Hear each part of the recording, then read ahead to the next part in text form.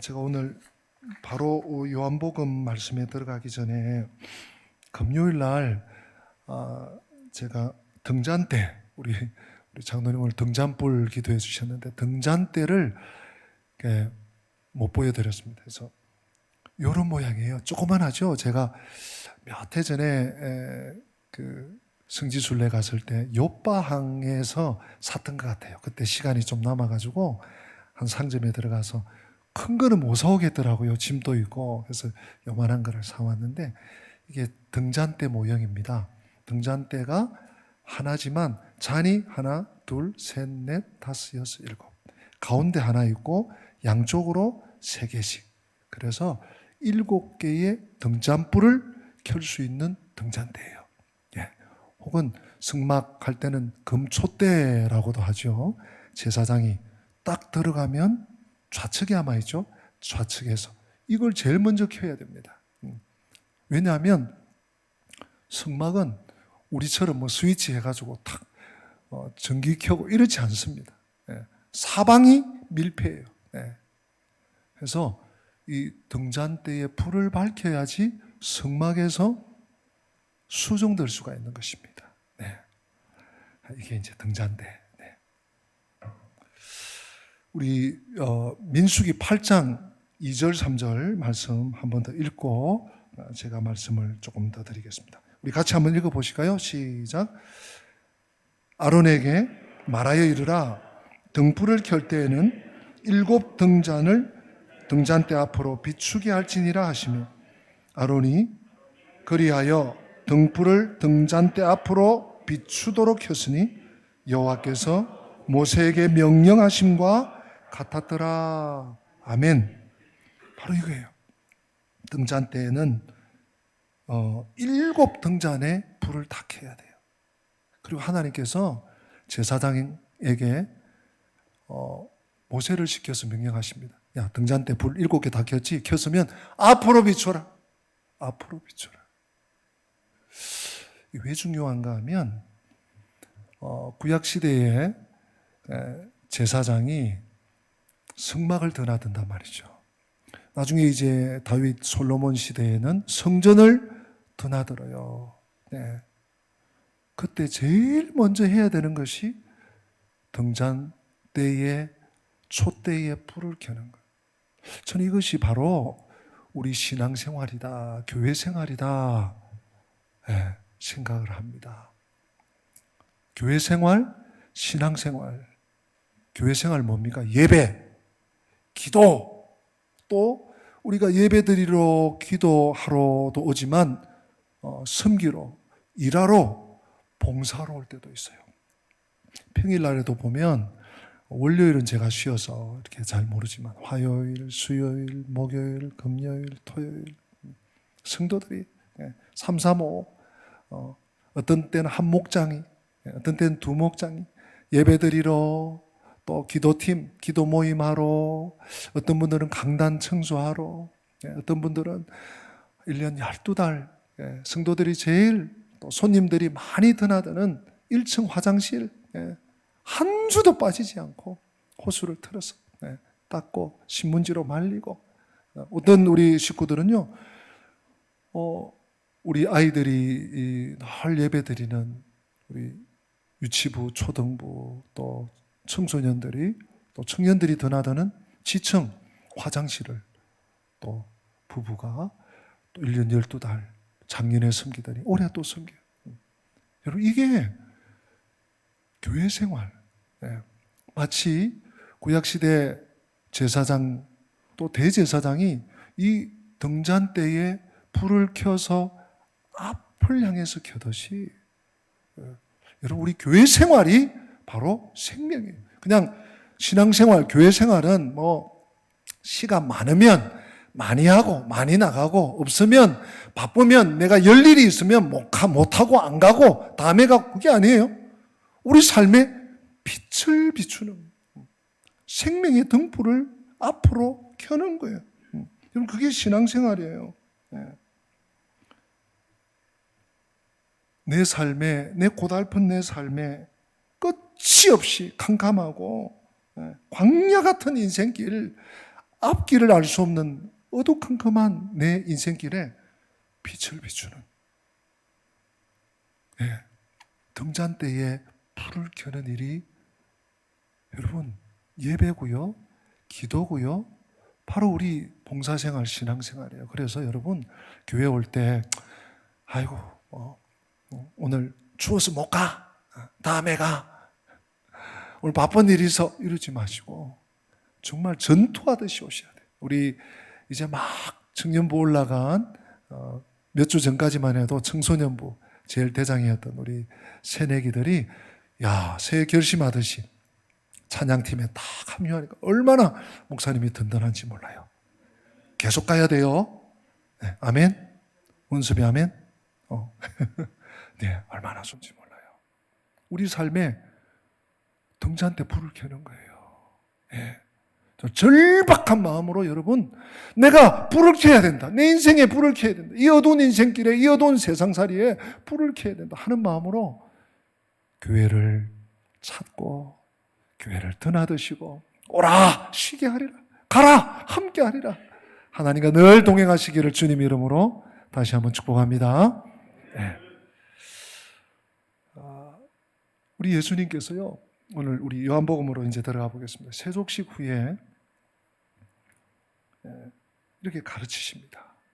세족식의 의미가 무엇인지 가르쳐주세요. 제자들이 멀뚱멀뚱 좀 죄송하기도 하고, 우리가 주님께 발 씻음 이게 되나? 쭈뼛쭈뼛 아마 하고 있었을 거예요. 그때 주님께서 오늘 본문 14절에 이렇게 말씀하십니다. 내가 주와 선생이 되어 너희 발을 씻겼으니 너희도 서로 발을 씻기는 것이 옳으니라. 여러분, 다른 일이 아니고 너희도 발을 씻기라는 거예요. 이게 상징적인 의미도 있고요, 실제적인 의미가 있습니다. 그 냄새나고 아이고 거추장스럽고 하고 싶지 않고, 여러분 발을 씻기려면 무릎을 꿇어야 되잖아요. 예수님의 얼굴을 보려고 해도 무릎을 꿇어야 되고요, 다른 사람을 섬기려면 낮아지지 않고 겸손해지지 않고 섬긴다고요? 아이고 웃기는 얘기입니다. 이론적인 얘기입니다. 내가 주인 아니냐, 주인. 여러분, 주라는 말이 주여 우리 기도를 들어주세요, 우리가 그냥 입으로만 이렇게 외치는 그런 주가 아니에요. 여기서 주는요, 헬라어로 퀴리오스 아닙니까? 주인. 예수님이 주라면 우리는 종이에요, 노예예요. 여러분, 고대 사회에 노예에게 무슨 주권이나 결정권이나 이런 게 아무것도 없어요. 주인이 야 갔다 와, 그럼 가야 되는 거예요. 야 가지 마, 가면 안 되는 거예요. 야 이래야 되는 거예요. 내가 주인과 선생이 됐다. 그런데 내가 너희들의 발을 씻겼다. 그러니 주인이 이랬으니 종, 노예, 너 당연한 거 아니야? 그 말씀이죠. 그 다음 15절에 또 의미심중한 말씀을 하십니다. 여러분 15절 다 같이 한번 읽어보십시다. 내가 너희에게 행한 것 같이 너희도 행하게 하려 하여 무엇을 보이셨다고요? 본을 보이셨대요. 본, 모델 케이스. 예수님이 발 씻겨주신 것은 야 그래 시원하지 이게 아니고 너도 그렇게 해야 된다는 것을 모델로 보여주신 것입니다. 사랑하는 성도 여러분, 이 말은요, 모든 그리스도인은 예수님처럼 살아야 된다는 거예요. 본이 이 주물로 이걸 만들었다 그러면 이 본떠는 틀이 있을 거예요. 등잔대를 만들려면 그 본의 틀에 넣어야지 만들어지는 거예요. 다른 틀에 넣으면요, 촛대가 아니고 세숫대야가 나오고 칫솔이 나오고 바가지가 나오고 이렇게 될 거예요. 모든 그리스도인은 그러므로 예수님처럼 살아야 되는 거예요. 예수님처럼. 여러분, 제자가 뭡니까? 아무개 제자다. 소크라테스의 제자다. 소크라테스를 따르는 사람, 추종하는 사람. 플라톤의 제자다. 플라톤을 따르는 사람들. 아무개의 제자다. 아무개를 따르는. 우리가 예수의 제자, 예수님 제자 되기 원합니다. 제자의 삶을 살기 원합니다. 그러려면요, 예수님을 따라가야 돼요. 뭐 내가 편한 대로, 내가 지금까지 해오던 대로, 내 방식대로, 내 사상대로, 내 주관, no. 그건 제자가 아니에요. 다른 제자지. 다른 사상의 제자지. 여러분, 또 성도가 뭡니까? 그리스도인이 뭡니까? 제가 여러 차례 말씀드렸다시피 그리스도인은 그리스도를 닮아가는 사람이에요. 닮아가는. 이 원어적인 의미는 흉내낸다, 그린다 이런 뜻이에요. 스케치하는 거. 그리스도인은 그리스도를 닮아가고 그리스도를 스케치하고 그리스도를 모방하고 이게 그리스도인입니다. 오늘 주님께서 말씀에 내가 본을 보였다. 그리고 17절에 이렇게 말씀하세요. 너희가 이것을 알고 행하면 복이 있으리라. 사랑하는 성도 여러분, 예수님은요, 모든 믿는 자의 모델이세요. 모델. 그러니까 여러분, 제가 당부드립니다. 여러분 앞에 서 있는 지금 설교하는 하나님의 말씀을 가르치는 목사마저도 여러분들의 본이 되면 안 돼요. 모델이 아니에요. 또 여러분들 평생 그분이 사람이거든 절대적인 본이 아니에요. 오로지 본이 있다면 우리 생명이, 우리 호흡이 끝나는 날까지 예수님만이 우리 신앙의 진정한 모델이요 유일한 본이라는 사실을 여러분 꼭 기억하셔야 돼요. 그래야 시험 들지 않습니다. 그래야 미끄러지지 않습니다. 예수님은요, 우리 믿음의 대상일 뿐만 아니라 목적이면서 동시에 본이 되시는 유일한 분이세요. 그래서 여러분, 우리가 잘 아는 히브리서 2장 2절 전반부에 이렇게 기록하고 있죠. 같이 읽어볼까요? 믿음의 주요 또 온전케 하시는 이인 누구를? 예수를 바라보자. 예수를 바라보자. 여기서도 또 주인이 나와요. 무엇의 주인이요? 믿음의 주인. 믿음은 내 게 아니에요. 믿음은 선물이고요. 하나님 주신 선물이고요. 믿음의 주인. 또 그 다음에 의미심장한 말이 나오죠. 또 온전케 하신, 우리의 믿음을 온전하게 만들어주신 그 예수님을 늘 바라보고 놓치지 않고 그 표대를 놓치지 않아야지 우리는 믿음의 승리의 길을 갈 수 있는 것입니다. 제가 오늘 금잔대를 시작으로 믿음 생활, 교회 생활, 그리고 또 대제사장이 성막에 드나들 때 등잔불을 켜듯이 우리 교회 생활하는 것이 바로 우리의 신앙의 첫걸음이고 또 우리 인생의 불을 켜는 것이라 말씀드렸는데요. 오늘은 제가 두 가지 말씀드릴게요. 신앙생활 잘하기 위해서 여러분 이제 오늘부터 두 가지 질문을 늘 좀 해보세요. 두 가지 질문. 이 두 가지 질문을 잊어버리지 마시고 어디 적어 놓든지. 암기하면 잊어버리기 쉽습니다. 첫째, 한번 저를 따라해 보시기 바랍니다. 예수님은 어떻게 하셨을까? 한 번 더. 예수님은 어떻게 하셨을까? 그거예요. 여러분 신비에 좀 새겨보세요. 우리가 이제 막 새해를 출발해서 오늘 15일이고 셋째 주일인데 살아가다 보면 좋은 일도 있을 것이고 기쁜 일도 있을 것이고 뜻밖의 막 이렇게 너무너무 기쁘고 축제 같은 날도 있겠지만 우리 경험상 이 소식은 안 들었으면 좋은데 어떻게 이런 일이 생겨서 또 그런 일들은요 또 갑자기 찾아오네. 어떻게 해야 할지를 몰라. 발을 동동 구르고 누구를 찾아갈 수도 없고. 여러분 그럴 때 이 질문 던져보세요. 예수님은 이 상황에서 어떻게 하셨을까? 예수님이라면 이때 뭐라고 말씀하셨을까? 내가 지금 상대방에게 욕을 들어서 내가 잘못한 것도 없는데 나를 막 공격하고 비방하고 막 넘어갈 것 같아. 근데 순간 침을 꼴딱 삼키고 예수님이라면 어떻게 하셨을까 생각해 보시는 거예요. 네. 실천해 보시는 거예요. 여러분, 자꾸 말씀으로 돌아가요. 말씀으로. 자꾸. 예수님이라면 어떻게 하셨을까? 그냥 상상의 나래를 펴라는 얘기가 아니에요. 뿅 날아가서 뭐 이렇게 하라는 얘기가 아니에요. 여러분, 예수님이 어떻게 하셨는지, 무슨 말씀을 하셨는지, 어떻게 행동하셨는지, 어떻게 사람들을 대하셨는지 어디에 다 나와 있습니까? 성경, 복음서에 잘 나와 있어요. 마태, 마가, 누가, 요한, 우리가 보고 있는 요한복음. 이런 말이 있습니다. 언어를 잘하려면 그 언어를 자꾸 반복해서 들어야 돼요. 여러분, 성경은 어디 언어입니까? 하나님 나라 언어예요. 목사님, 저는 요 마태복음 읽어도 누가 누굴 낳고 또 마태복음 있는 얘기가 마가복음에 있고 이게 앞에 나온 것 같은데 또 누가복음에 나오고 여러분, 그래서 세복음서라 그럽니다. 비슷한 내용들이 반복되기도 하고 어디에는 있고 어디에는 없고 이래요. 또 그런가 하면 그게 무슨 의미인지 저는 이해가 잘 안 돼요. 괜찮습니다. 목사인 저도 다 몰라요. 신학을 4년, 또 3년, 또 다른 곳에서 공부 10년 가까이 하고 또 사역하고 또 매주일 설교하고 말씀 묵상하고 매일 성경 수십 장씩 읽고 성경 공부하고 그래도요 평생 주님 알기 원합니다. 더 알기 원합니다.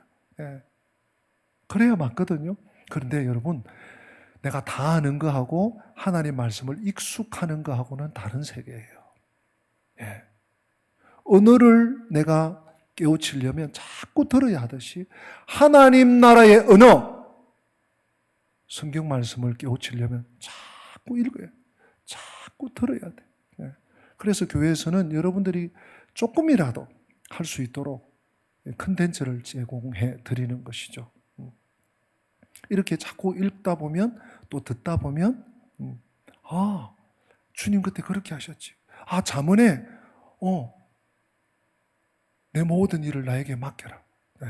내 모든 행사를 여호와께 맡기라. 맞아, 맡겨야 돼. 이런 때에 내가 하는 거 아니야. 하나님께서 말씀이 생각나게 하시는 거예요. 우리가요 자꾸 말씀으로 돌아가고 그래서 예수님처럼 예수님이라면 어떻게 하셨을까?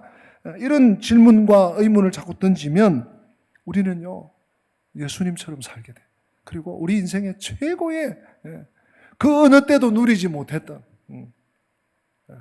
어떤 호황에도 누리지 못했던 큰 영광과 빛을 발하면서 살 수가 있는 것입니다. 뿐만 아니라 내가 집에 있으면 가정천국이 되고요. 교회 나오면 교회 천국을 이루고 여러분들의 직장, 학교 어디를 가든지 그곳이 하나님의 처소가 되고요. 야곱처럼 베델이 되는 거예요. 그곳이 하나님의 영광이 드리우는 천국이 되는 것입니다. 누구를 만나도 하나님이 역사하시고요. 하나님의 역사가 나타나. 누구를 통해서 하나님의 말씀을 생각하고 예수님이라면 어떻게 하셨을까를 질문을 던지고 사는 사람에게. 뿐만 아닙니다. 하나님께서 그 생애를 통해서 많은 열매를 맺으시고요. 영향력을 끼치게 하시고. 여러분 오늘부터 다음 주부터 이러지 마시고 내일부터 이러지 마시고 오늘부터 집에 돌아가시면 바로 그런 습관. 어떻게 하라고요? 예수님이라면 어떻게 하셨을까? 어떻게 하셨을까? 값진 삶을 살 수 있습니다. 행복의 비결이 여기에 있습니다. 자, 두 번째는 뭘 물어야 하는가 하면 한번 따라서 해보세요. 예수님이 원하시는 것이 무엇일까? 다르죠, 그죠? 첫 번째 질문은 예수님이라면 어떻게 하실까? 이 상황에, 내가 지금 막 넘어갈 것 같은데 예수님이라면 어떻게 하실까? 두 번째는 예수님이 이 일을 통해서, 이 사건을 통해서, 이 경험을 통해서, 이 어려움을 통해서 나에게 원하시는 것이 무엇일까? 이 성숙한 성도로 나아가는 길입니다. 믿음이 여린 또 믿음의 연조가 깊지 않은 하나님을 잘 모르는 분들은 열심히 하나님 앞에 믿음 생활하고 봉사 생활하고 했는데 어려움이 닥쳤어. 아니 이게 뭐야? 내가 이러려고 내가 열심히 기도했나? 내가 이러려고 열심히 했나? 이럴 수 있어요. 그렇죠? 그러나 성숙한 성도는 그 이면을 보는 거죠. 하나님께서 잠깐 포장지로 잠깐 고난이라고 하는, 위기라고 하는, 고통이라고 하는, 때로는 질병이라고 하는 포장지로 하나님의 축복 선물을 살짝 쌓아놓으신, 믿음의 눈을 뜬 영적 안목이 있는 성도들은 그걸 발견하는, 분별하는. 그래서 하나님이 원하시는 것, 이 일을 통해서, 이 고통을 통해서 때로는 우리를 높이세요. 때로는 우리를 완전히 바닥으로 낮추세요. 때로는요, 하나님께서 아무 사인을 안 주세요. 하나님의 침묵이라고 그러죠. 사실 제일 무서운 것이 하나님의 침묵입니다. 어떤 때는 막 두려움이라도 있어. 내가 이러면 안 되지. 그러는데, 이거는 아무 감동이 없어. 그때 여러분, 분명히, 확실히, 반드시 짚어야 될, 물어야 할 질문이 이것입니다. 예수님이 원하시는 것이 무엇일까? 하나님은요, 그 뜻을 알려고 하는 자에게 정확하게 가르쳐 주십니다. 알려주십니다. 여러분, 우리가 하나님의 뜻에 무관심하잖아요. 세라 어떻게 되겠지 뭐. 그러면요, 우리의 삶이 자꾸 어두워집니다. 그 정도 분별력도 아예 없는 사람들이 어두워지는지도 몰라요. 자기 얼굴이 얼마나 지금 거무죽죽해지는지도 몰라요. 거울을 봐도 몰라요. 누가 지적해 주겠습니까? 하나님의 뜻에 상관없이 하나님의 뜻을 알려고도 하지 않고 그냥 이때까지 해오던 방식대로, 내 주관대로 그렇게 살다가는요, 그게 침체라고 합니다. 영적 침체. 얘기는 들어보셨죠? 무기력한 인생 됩니다. 그리고 인생을 돌아볼 때 우리가 지난 한 해도 돌아보면 어떻습니까? 내가 열심히 한다고 했는데 그건 안 됐네. 내가 그때 그랬어야 되는데, 그렇게 했었어야 되는데. 후회 막급한 일들 많지 않습니까? 우리가 하나님의 뜻을 모르면 열심히 했어요. 죽도록 했어요. 근데 결과가 후회 막급할 수 있습니다.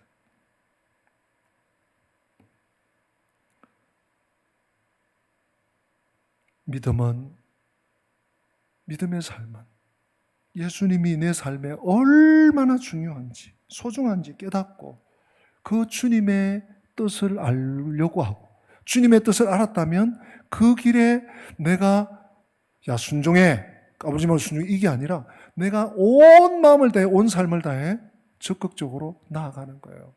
여러분, 그 본보기를 제가 하나 좀 해드릴게요. 시편 37편 말씀입니다, 여러분.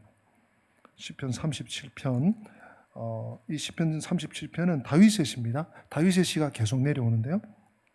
시편 37편 1절부터 우리 11절까지 먼저 한번 조금 절수가 되지만 교독하겠습니다. 악을 행하는 자들 때문에 불평하지 말며 불의를 행하는 자들을 시기하지 말지어다.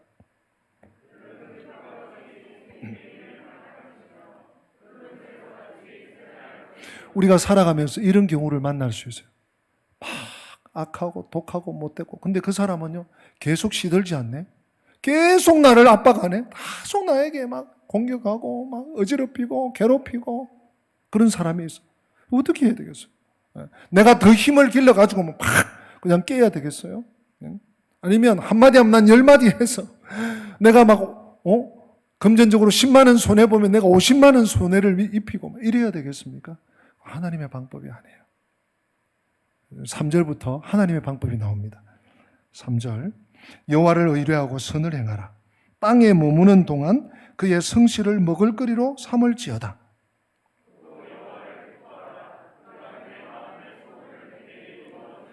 내 길을 여호와께 맡기라. 그를 의지하면 그가 이루시고,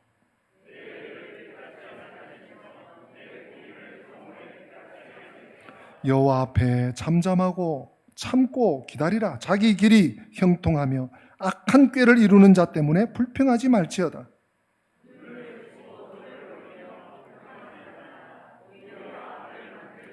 진실로 악을 행하는 자들은 끊어질 것이나 여호와를 소망하는 자들은 땅을 차지하리로다.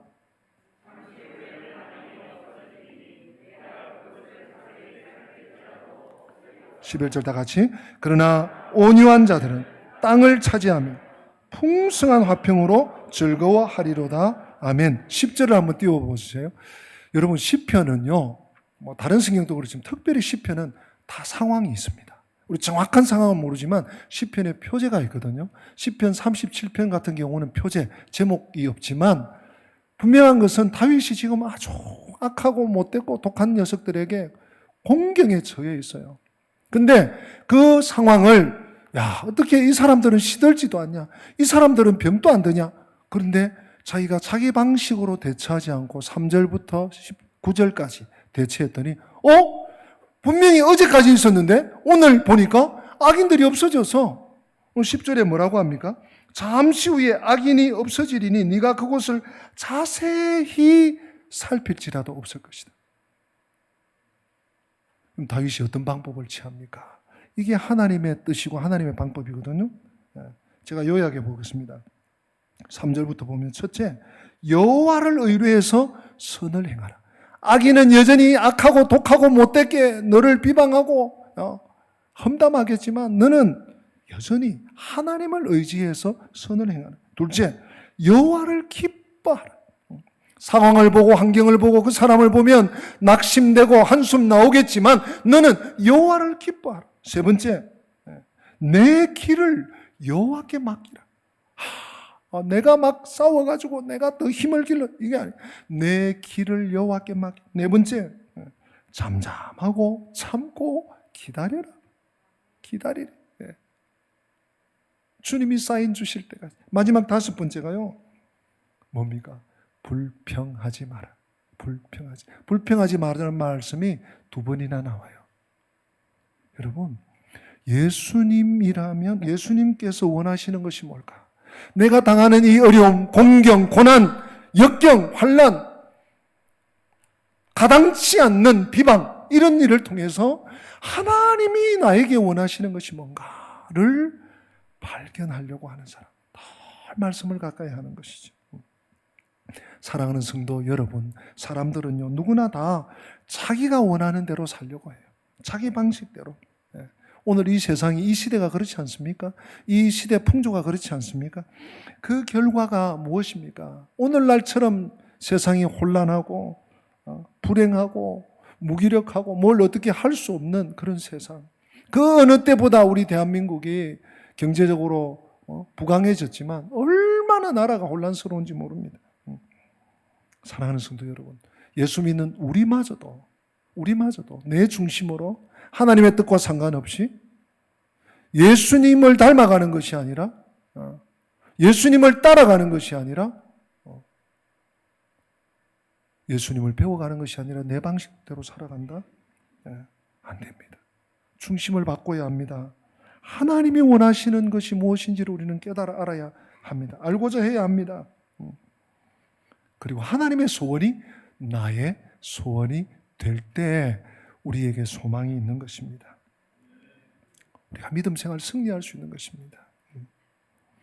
LA 타임즈에서 몇 년 전에 몇 년을 들여서 연구 조사를 했답니다. 한 부류는 그 같은 사무실인데 천정이 높은, 우리 본당처럼, 우리 본당이 고가 한 5m, 한 20, 30 되는데요. 이렇게 높은 천정이 있는 사무실에 몇십 명 업무를 보게 하고, 또 한 부류는 천정이 낮은, 이렇게 일어서서 조그마함이 닿을까 말까 할 정도로 낮은 일반적인 그런 사무실에 근무를 했어요. 그리고 그분들의 그 실적을, 업무 실적을 했더니요, 천정이 높은 이 직원들이 훨씬 비교할 수 없이 몇 배로 창의력이 뛰어나더랍니다. 같은 프로젝트를 줘도 이게 게임이 안 되는 거예요. 우리에게 적용시킵니다. 여러분, 우리의 천정은 이 정도 5m 20, 6m 7m 아니에요. 우리의 천정은 하늘 나라인 줄로 믿습니다. 영적으로 예수님이 우리의 천정이에요. 천정이에요. 그러니까 우리가 예수님처럼 예수님을 닮아 예수님을 따라 살기만 하면 우리는요, 한없는 끝없는 창의력과 이 세상에서 세상이 줄 수 없는 놀라운 것들을 발견하면서 누리면서 살아갈 수 있습니다. 영적인 능력과 기쁨이 우리 예수님처럼만 하면 가득 충만해지는 것입니다. 그래서 우리가 예수님처럼 사는 것이, 예수님을 닮아가는 것이 인생 최대의 복이고 영광인 줄로 믿습니다. 오늘 보면요, 아마 12제자 중에 10제자, 11명 제자는 예수님처럼 살려고 발버둥 쳤던 것 같아요. 나중에 베드로가 예수님을 막 부인도 하고 이렇게 하지만 나중에 베드로는요, 예수님이 십자가에 바로 달려 죽으셨는데 어떻게 내가 감히 주님과 똑같이 되겠냐고, 나는 거꾸로 매달아 죽여라 하고 선교지에서 그렇게 순교했다는 그런 전해지는 얘기가 있어요. 그런데 단 한 사람, 여러분 제자들 중에서도요, 예수님을 본받아 사는 사람들이 있는가 하면 전혀 상관없이 예수님을 본받지 않는 사람, 오늘 본문에 나오죠. 한 사람, 가룟 유다. 우리 18절 같이 한번 읽어보십시다. 마지막으로. 잠깐만. 요한복음 13장 18절 같이 읽습니다. 내가 너희 모두를 가리켜 말하는 것이 아니니라. 나는 내가 택한 자들이 누구인지 알미라. 그러나 내 떡을 먹는 자가 내게 발꿈치를 들었다 한 성경을 응하게 하려는 것이니라. 아멘. 이게 무엇입니까?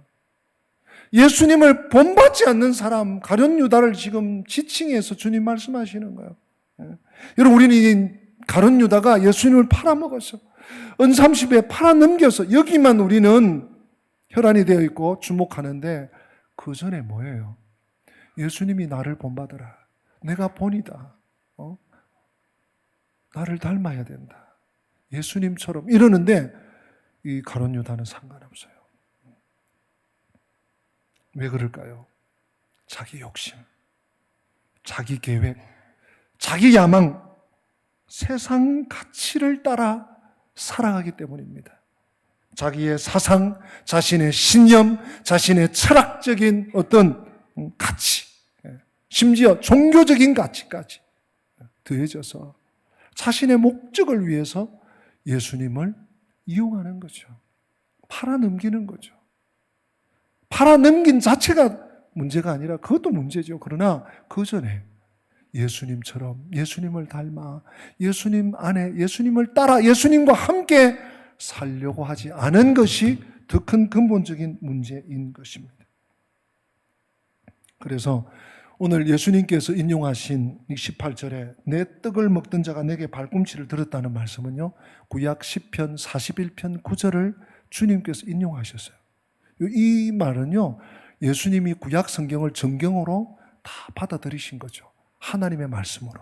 그러니까 인용하시죠.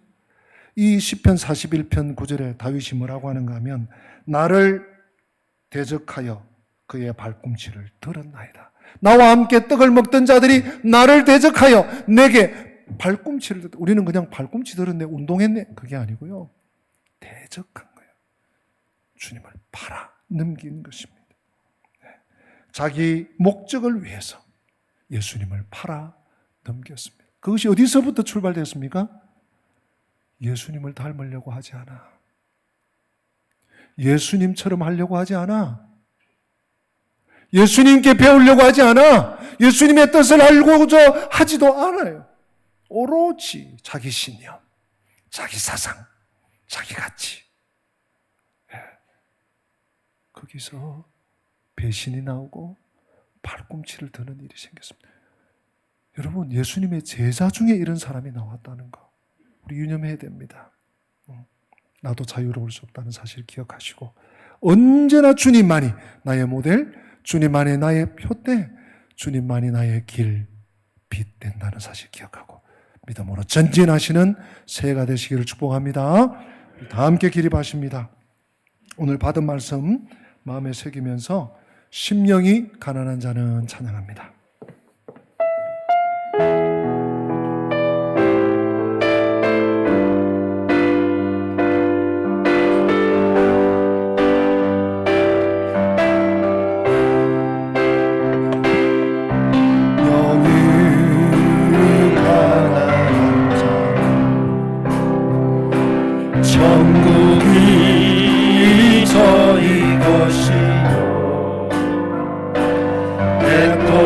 애통하는 자는 복 있네. 위로를 받을 것이요. 온유한 자 복이 있나니 땅을 기업으로 받겠네. 그의 줄이고 목마른 자는 저 입에 부를 것이요. 긍휼히 여기는 자는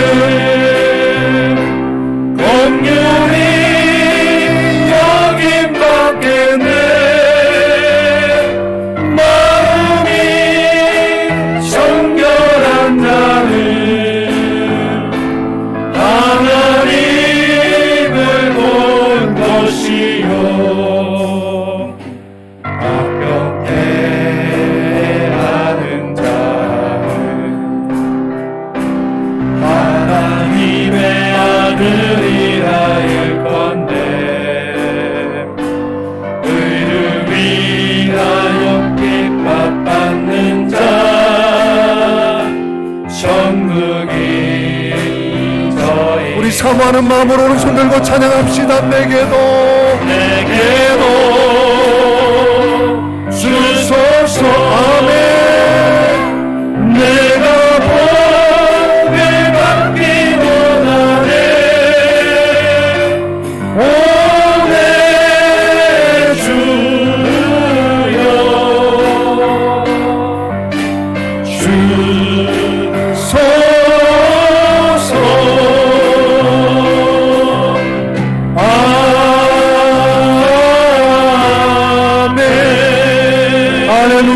반주해 주실 때 1, 2분이라도 하나님 말씀 받았습니다. 예수님 닮기 원합니다. 예수님처럼 살기 원합니다. 부족하지만 부족하기에 주님의 도우심을 의지하여서 주님 표대로 삼고 하나님 말씀을 늘 상고하면서 한 해 동안 달려가기 원합니다. 주님 저를 붙잡아 주시고 주님 저에게 힘을 주시고 주님 예수님이라면 어떻게 하셨을까? 예수님이 원하시는 것이 무엇일까를 알며 주의 길에 서게 하여 주옵소서. 오늘 말씀 붙잡고 1, 2분 동안 기도하십니다. 살아계신 하나님 아버지 감사합니다. 하나님 아버지 우리의 약함을 주님 있는 모습 그대로 주님 앞에 내려놓습니다. 하나님 아버지여 내 방식대로 내 방법대로 내가 원하는 대로 내가 하는 대로 살지 않게 하시고 주여 예수님처럼 살기 예수님을 따르기 원합니다. 예수님을 닮아가기 원합니다. 하나님 아버지 힘을 주시고 능력을 주시고 주의 성령을 기름 부어주셔서 믿음으로 심령이 강하는 자로 애통하는 자로 의에 죽이고 목마른 자로 긍휼히 여기는 자로 합평케 하는 자로 주님을 따르게 하시옵소서. 예수님의 그 하나님을 주여 인도하여 주시옵소서.